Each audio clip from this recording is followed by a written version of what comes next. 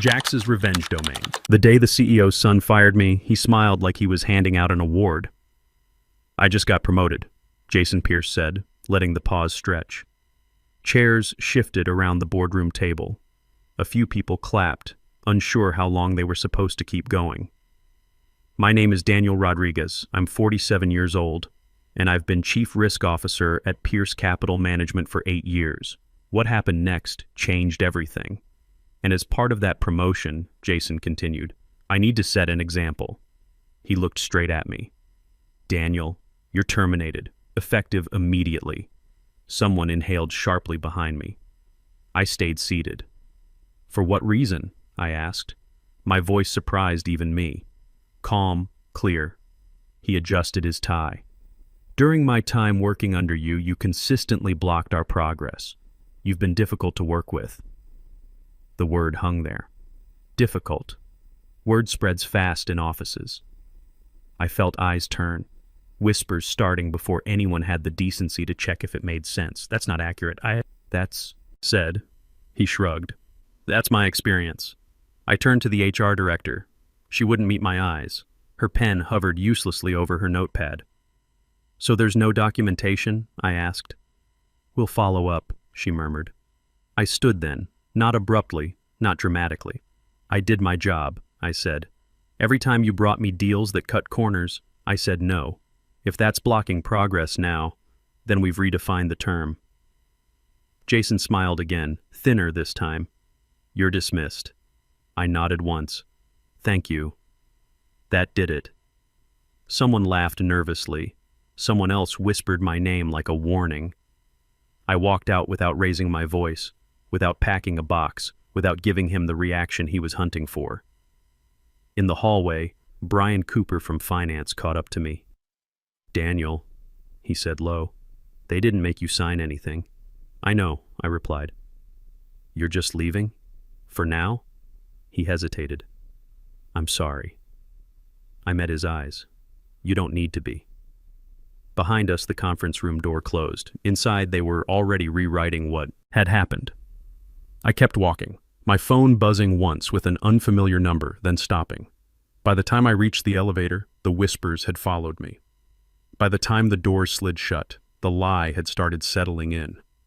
And somewhere upstairs, someone was realizing they had made a decision they didn't fully understand. By the time I reached my car, my phone was already buzzing. A message from Lisa Martinez in operations. I didn't know it was that bad. Another, shorter. HR says they'll clarify later. Clarify. The word people use when they've already chosen a side. I didn't drive away right away. Instead, I answered a call from Lisa. Her voice sounded tight. They're saying you were blocking deals, she said. Old school, hard to work with. I enforced compliance, I replied. I know, she said quickly. I told them that. There was a pause. They didn't ask again. The next email came from HR before noon. No greeting, no signature beyond a department name.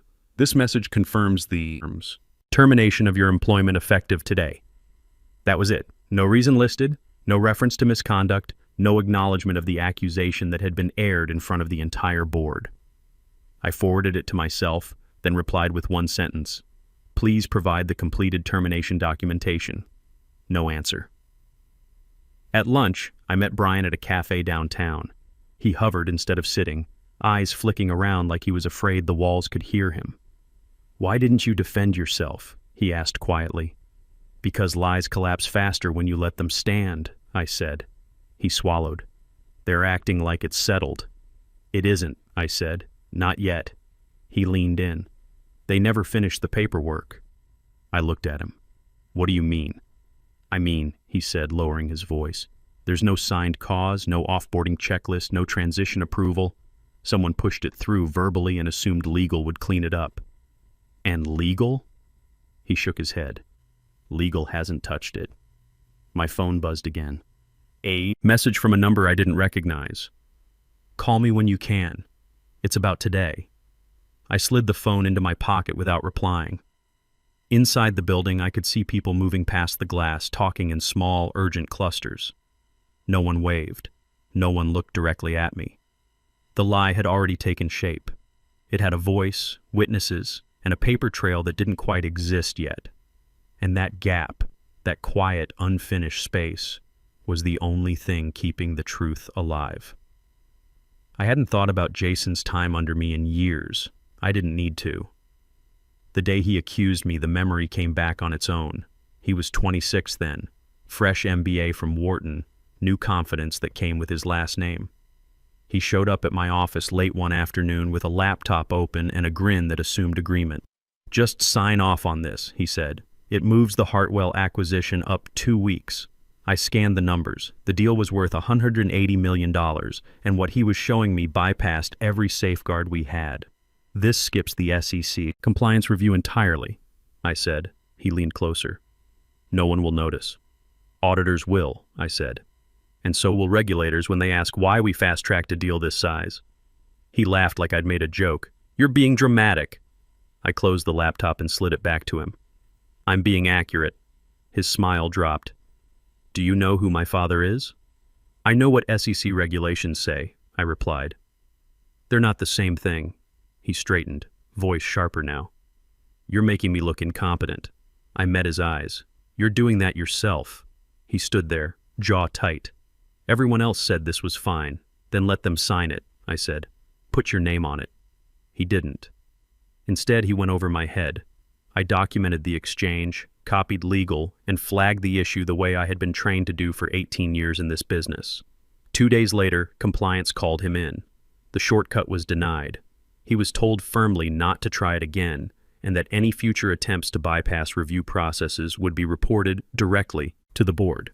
The $180 million deal went through 3 weeks later, properly reviewed, with 2 significant risk factors that our compliance team caught and negotiated down.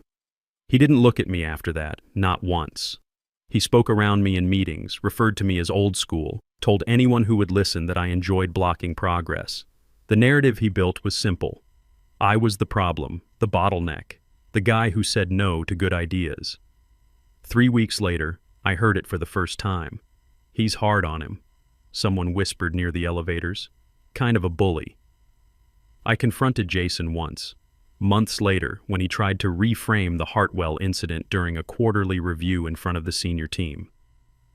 "You know what happened?" I said. "No," he told me, looking around the table for support. "I remember a situation where better communication could have prevented confusion."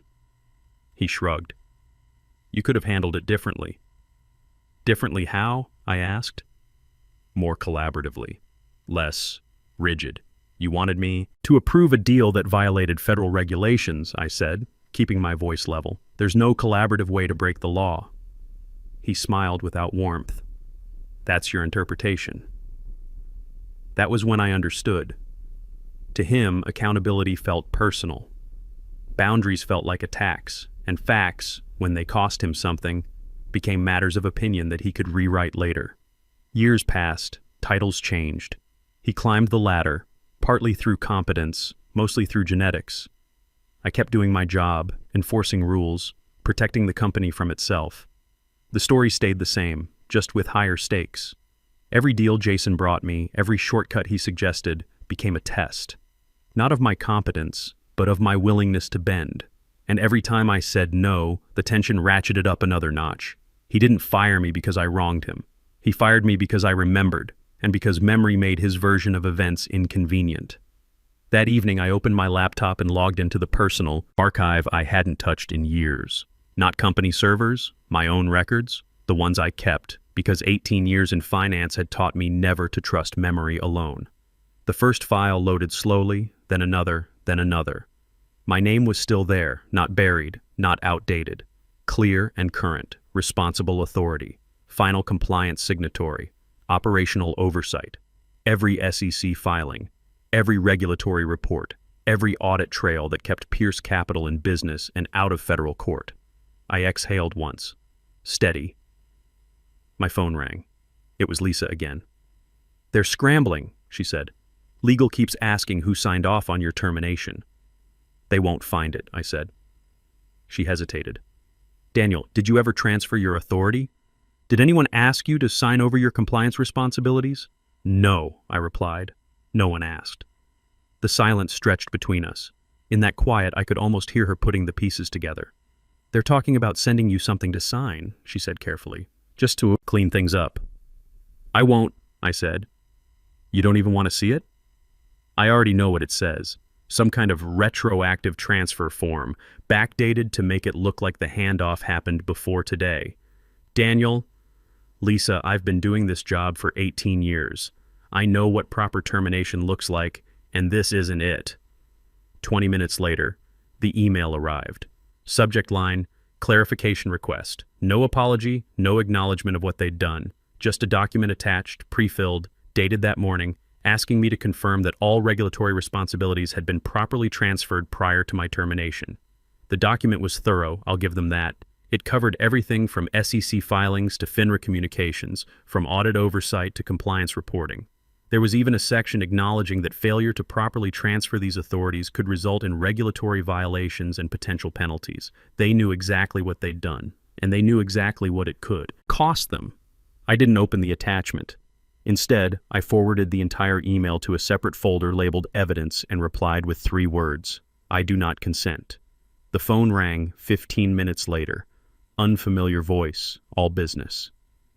"Daniel, this is Stephen Walsh from Walsh & Associates External Legal Counsel," he said, clipped and professional. "We're hoping to resolve a few procedural inconsistencies." "There aren't inconsistencies," I said. "There's absence." He paused. "You understand the potential impact this could have on the firm?" "I understand exactly what it already has," I replied. "We're not assigning blame here," he said, which was lawyer speak for "we're absolutely assigning blame, just not to our client." "That's interesting," I said, "because yesterday your client did exactly that." Another pause, then quieter. "If you could just review the documentation we sent." I reviewed it, I declined it. That's the end of my involvement. "Mr. Rodriguez, I need you to understand something. Pierce Capital has $3.2 billion in assets under management. They have regulatory obligations that don't pause for internal personnel matters." "I know," I said. "I wrote most of those obligation reports. Then you know that leaving these authorities in limbo creates exposure." "I didn't create the limbo," I said. "I won't solve it for you either." When the call ended, I closed the laptop.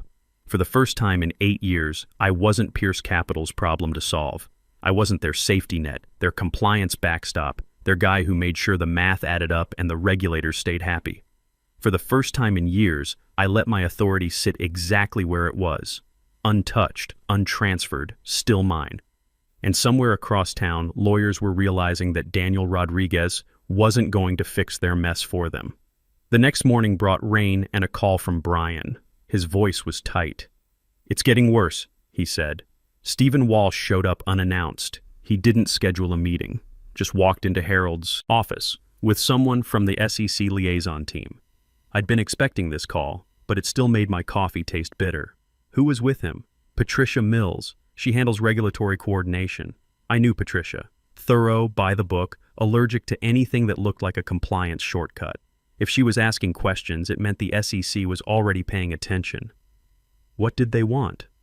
Documentation. Signatures. A paper trail that shows your termination was handled properly.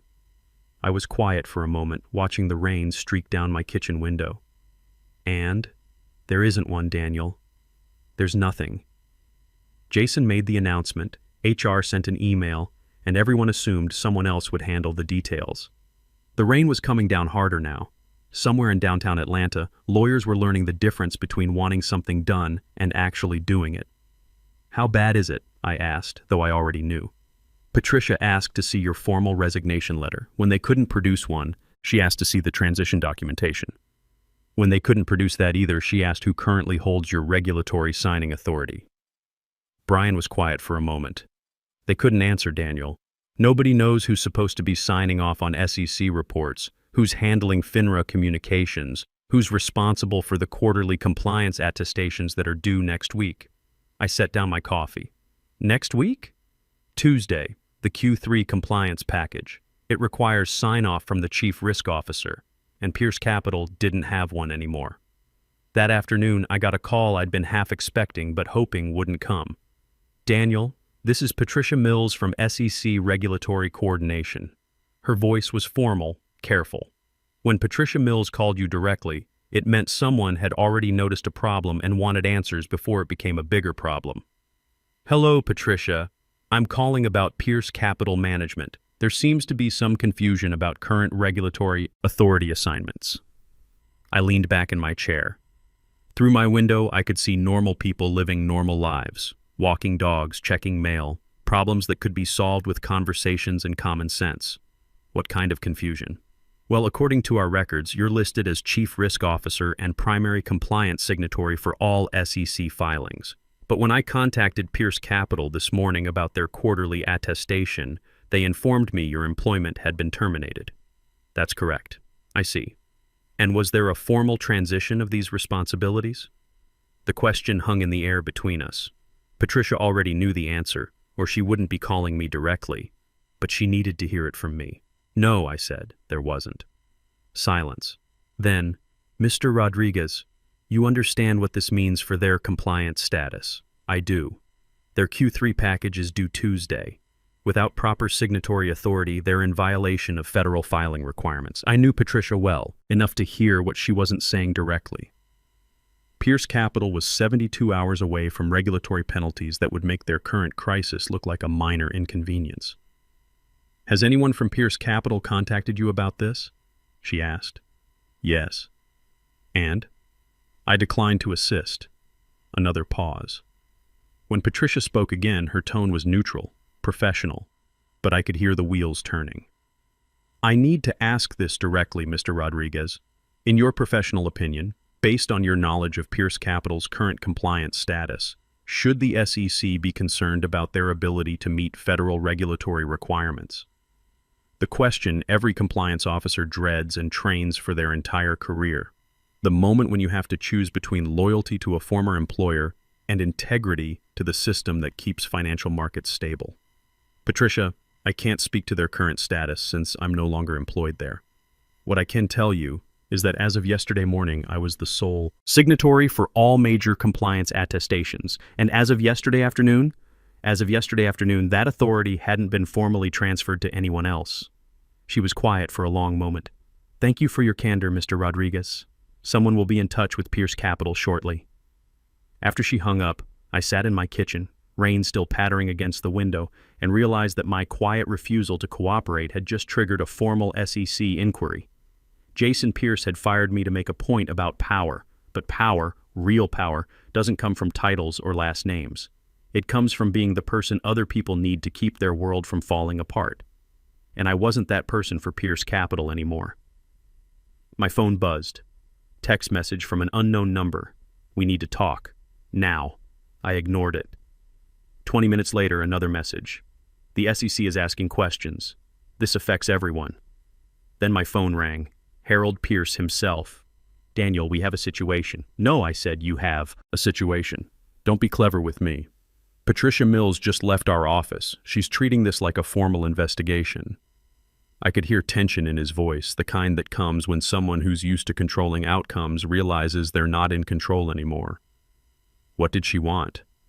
Documentation that doesn't exist. Signatures that were never collected. A paper trail showing that your termination was handled according to federal requirements. And we need your help to fix this. I looked out at the rain. Harold, yesterday your son fired me in front of the entire board, accused me of misconduct, and had me escorted out like a security threat. Today you want my help? This is bigger than yesterday, he said. Patricia Mills mentioned potential penalties, regulatory action. She used the phrase pattern of compliance failures. That got my attention. Pattern? She's not just looking at your termination, Daniel. She's looking at everything. Every deal Jason fast-tracked, every shortcut he tried to take. Every time you said no to something, she wants to know why. I understood now. The SEC wasn't just investigating a botched termination. They were investigating whether Pierce Capital had a culture of skirting regulations, with me as the firewall that had been keeping them out of trouble. And now the firewall was gone. How much trouble are you in? I asked. Harold was quiet for a moment. Honestly, I don't know. Patricia wouldn't say. But she asked for financial records going back 3 years. She wants to review every major transaction, every compliance decision, every deal that was approved or rejected. The Hartwell acquisition? That was the first thing she asked about. Of course it was. The $180 million deal where Jason had tried to bypass SEC review. The deal I'd forced through proper channels, adding 3 weeks to the timeline and probably saving Pierce Capital from a massive penalty. Harold, you need to understand something. I'm not your employee anymore. I'm not your problem solver. I'm not going to fix this for you. What do you want? Money? Reinstatement? A public apology? I want to not be involved. You're already involved, Daniel. Your name is on every document. Your signature is on every filing. Like it or not, you're part of this. He was right, and we both knew it. But there was a difference between being part of something and being responsible for cleaning it up.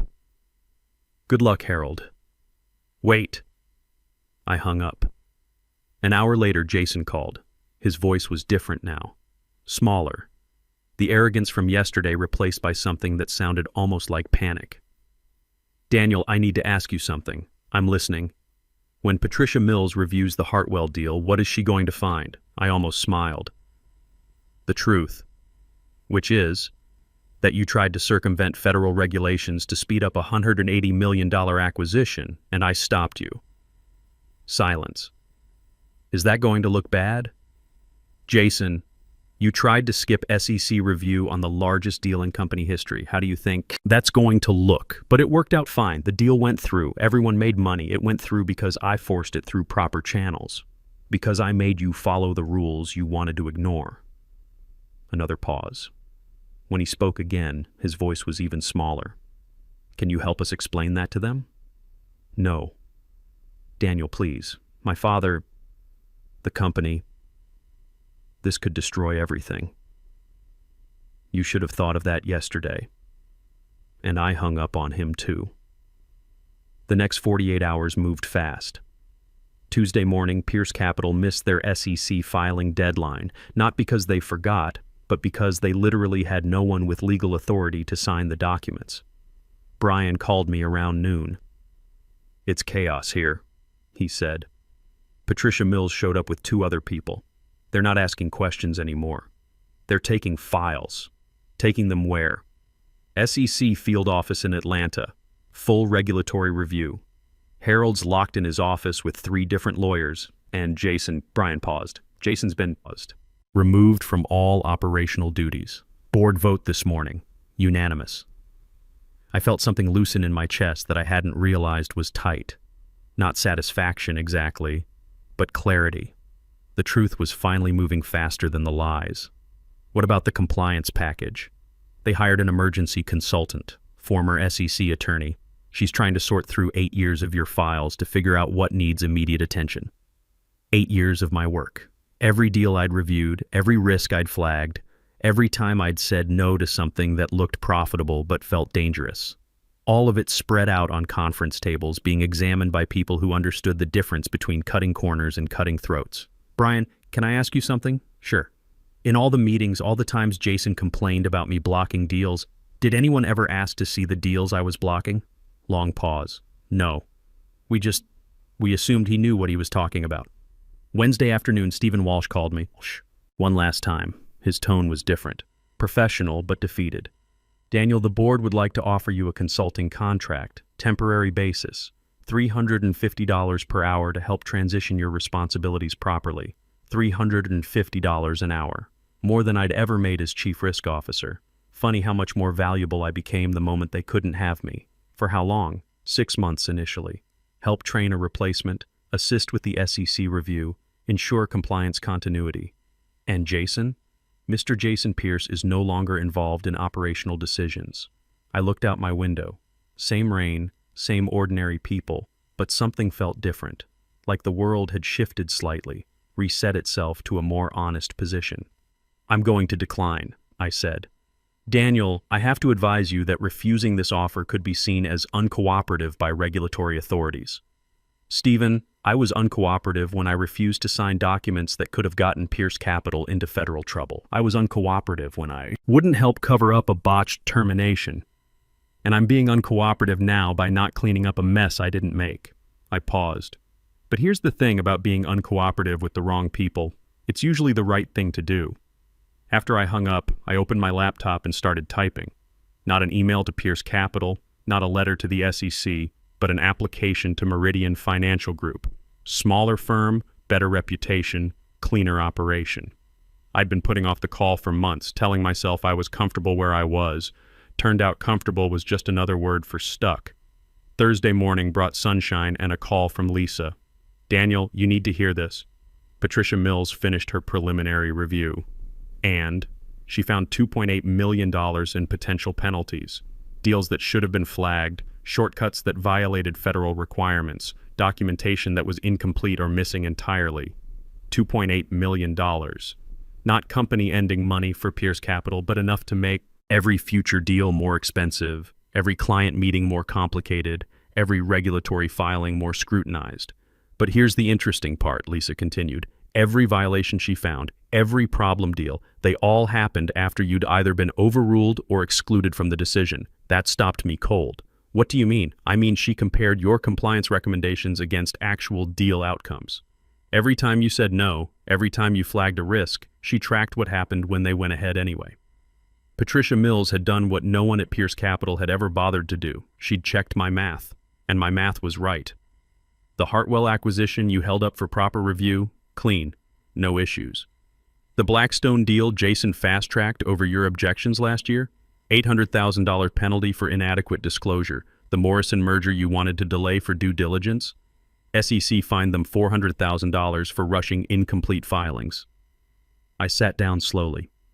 18 years of saying no, of being the difficult guy, the one who blocked progress. And it turned out I'd been protecting them from themselves the entire time.